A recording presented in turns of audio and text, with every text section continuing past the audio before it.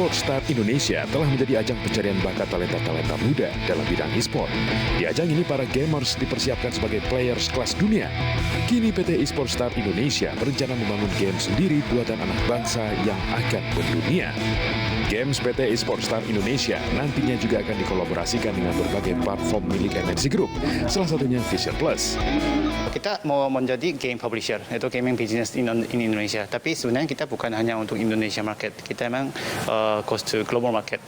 Jadi kita juga memang sourcing game dari luar developer lain atau partnership, dan kita juga merencanakan bikin gamenya sendiri. Nah, ini games kan mungkin salah satu pilar yang kita extend, dan kedepannya nggak tutup kemungkinan kita bakal masuk ke pilar-pilar lain seperti text atau music atau apa gitu. Tapi memang ini fase pertama untuk kita masuk ke dalam bisnis model super apps begitu. Melalui game workshop, Esports Star Indonesia dapat mengembangkan ekosistem e-sport di tanah air, sekaligus masukan dan ide dalam mengembangkan games karya anak bangsa. Dari Jakarta, Ririn Oktaviani, Rama Romadona, Ainus melaporkan.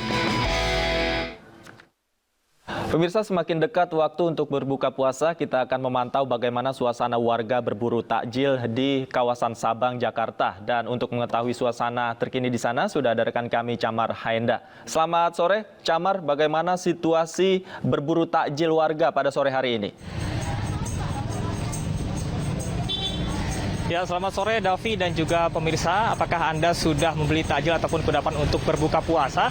Anda bisa coba untuk datang ke kawasan Sabang, Jakarta Pusat. Pemantauan kami sejak sore hari tadi, ini sejumlah masyarakat dan juga pembeli sudah datang ke kawasan Sabang untuk berbelanja takjil dan juga kudapan untuk berbuka puasa di hari kedua bulan Ramadan ini.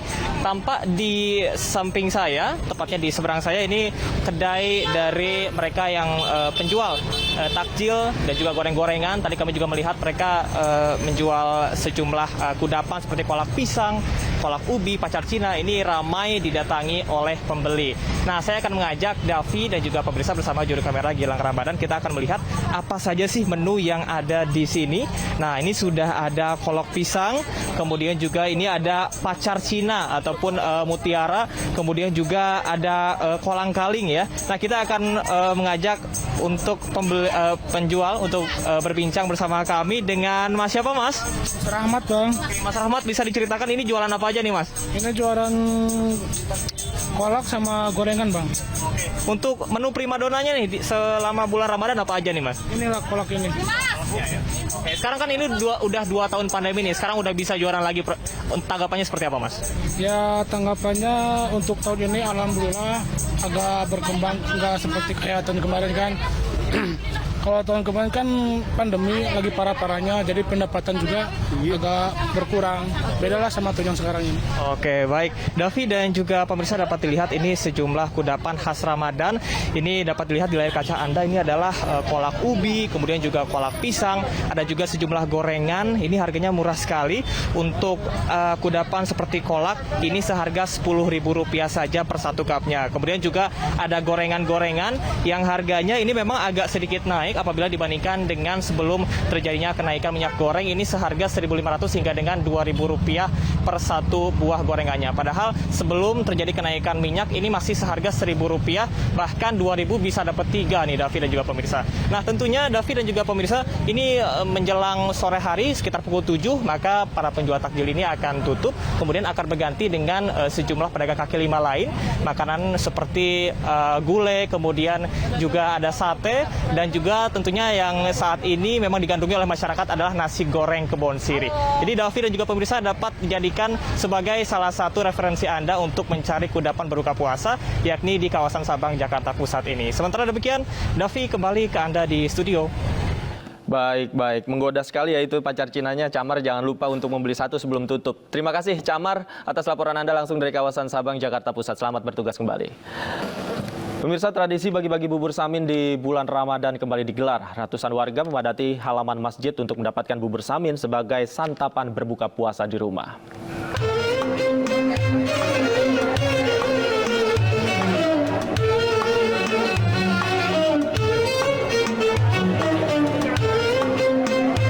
Menjelang waktu berbuka berbuka puasa, warga Kampung Jayengan, Solo, Jawa Tengah memadati halaman Masjid Darussalam untuk mendapatkan bubur samin. Sambil membawa wadah, ratusan warga ini rela antri demi mendapatkan bubur samin khas Kalimantan untuk berbuka puasa. Tradisi ini sudah ada sejak tahun 1985 atau berlangsung selama 37 tahun. Namun sempat absen selama 2 tahun kemarin lantaran adanya pandemi COVID-19.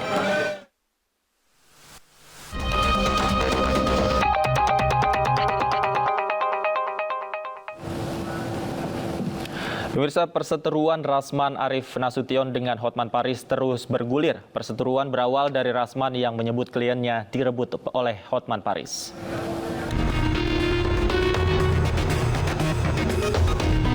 Perseteruan antara Rasman Arif Nasution dengan Hotman Paris Hutapea terus berlanjut. Rasman mengaku mendukung pelaporan Hotman Paris oleh LBH Forum Batak Intelektual atas dugaan tindak asusila di media sosial. Awal perseteruan Rasman dan Hotman adalah ketika Richard Lee memutuskan kontrak mereka. Menurut Rasman, Hotman mulai dekat dengan Richard Lee saat mereka berseteru. Namun Hotman membantah mengambil klien Rasman. Ia mengaku ingin membeli saham produk kecantikan milik Richard Lee. Dan tidak benar saya merebut kliennya. Anda tahu kan klien saya, perusahaan-perusahaan besar, konglomerat. Saya tidak merebut kliennya. Saya bukan pengacara Dr. Richard Lee sampai detik ini. Jadi bagi teman-teman oknum pengacara yang ikut-ikutan agar Anda tahu cerita sebenarnya. Saya tidak begitu menanggapi karena saya tidak mau membawa orang berlayar di kapal pesiar. Saya tidak mau membuat orang jadi terkenal-kenal dengan menebeng, dengan terlibat kasus dengan saya. Hotman pun mengaku tidak ambil pusing dengan orang yang mendompleng namanya untuk tenar. Tim Liputan iNews melaporkan. Lantas apa yang membuat Rasman Arif Nasution mengklaim kliennya direbut oleh Hotman Paris? Untuk membahasnya sudah bergabung bersama kami Rasman Arif Nasution, mantan pengacara Richard Lee. Selamat sore Bang Rasman. Selamat sore. Bang Rasman katanya. Waalaikumsalam. Bang Rasman katanya ini tadi bilang ingin numpang tenar dengan melaporkan Hotman Paris. Jadi tanggapan Anda seperti apa, Bang? Masa iya Hotman Paris bilang saya pingin tenar? Saya rasa kalau disurvei saat ini walaupun dia punya followers sekian juta, tapi saya baru buat Instagram setahun, dia sudah berapa tahun, dia beracara katanya 36 tahun, saya baru 6 tahun. Kemudian kasus-kasus yang ditangani yang besar-besar dan politis, saya kira saya berani tarung lah sama dia, duduk satu meja saya sama dia, uji intelektualitas saya dengan dia. Itu baru fair gitu loh. Jadi jangan bilang-bilang mau tenar, saya sudah tenar.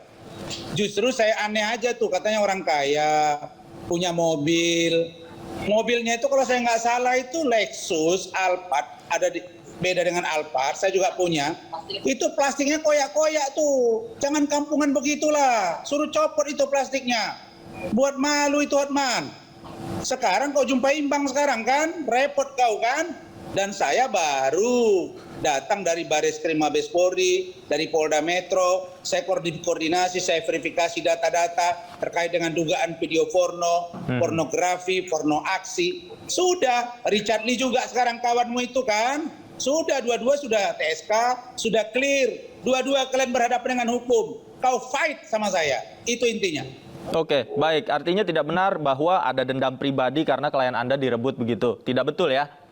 Begini, tidak mungkin ada api tanpa ada asap. Tidak mungkin ada asap kalau tidak ada api. Benar nggak? Nah, yang benar, karena dia yang memulai komunikasi dengan Richard Lee. Dia kemudian berkomentar ketika Richard Lee itu, yang Richard Lee itu tidak tahu diri ya. Kemarin saya lihat ada postingan dikirim ke saya, oh ini Richard Lee ini, manusia nggak tahu diri. Dia bilang, urusan saya nggak beres, nyenggol-nyenggol Bang Hotman. Richard, kalau bukan saya yang nolong kau nggak ditangguhkan. Kau jerit-jerit, kau minta tolong diangkat kau sama penyidik. Baik. Dan kau sampai bilang nggak bisa kencing mulai dari Palembang Jalan Darat sampai ke Bakauni. Saya tolong kau sampai bini kau nggak kenal sama kau. Hei, kau ini sama Hotman, dua-dua kalian ku hadapi. Baik. Yang saya mau katakan, tidak ada dendam pribadi.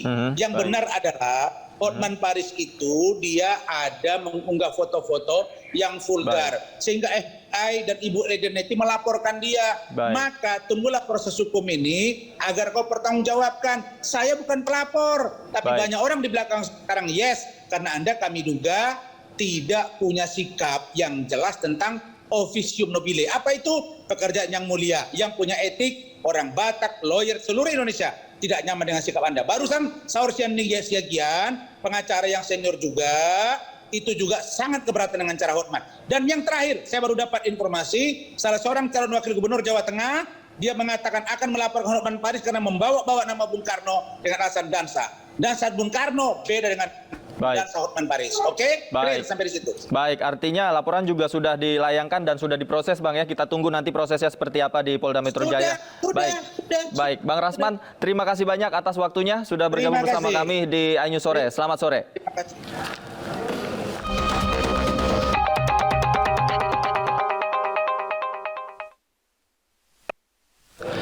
Pemirsa, usai sudah kebersamaan kita dalam iNews Sore hari ini, tetap jaga protokol kesehatan karena pandemi belum usai. Akhir kata saya, Davi Pratama, pamit undur diri. Selamat sore, terima kasih dan sampai jumpa.